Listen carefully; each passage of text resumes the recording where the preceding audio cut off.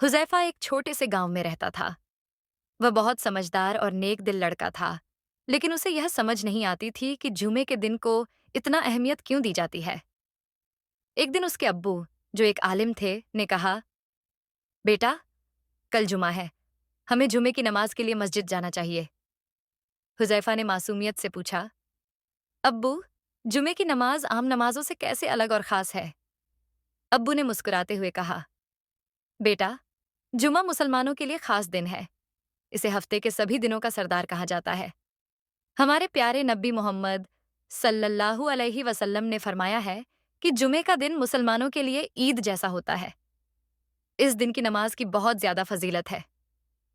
हुजैफा ने दिलचस्पी से पूछा, क्या जुमे के दिन कोई खास बात होती है? अब्बू ने जवाब दिया, हाँ बेटा, इस दिन अल्लाह की खास रहमतें नाजिल होती हैं। जुमे की नमाज में जो खुतबा उपदेश दिया जाता है, वह हमें दीन की तालीमात याद दिलाता है और हमें अच्छा मुसलमान बनने में मदद करता है।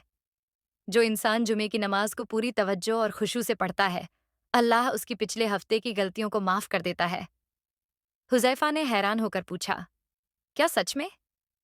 अब्बू ने कहा, जी हाँ, और एक और खास बात यह है कि जुमे के दिन हमें ज्यादा से ज्यादा दरूद शरीफ, नबी पर सलाम पढ़ना चाहिए, क्योंकि यह दिन हमारे प्यारे नबी सल्लल्लाहु अलैहि वसल्लम से खास ताल्लुक रखता है।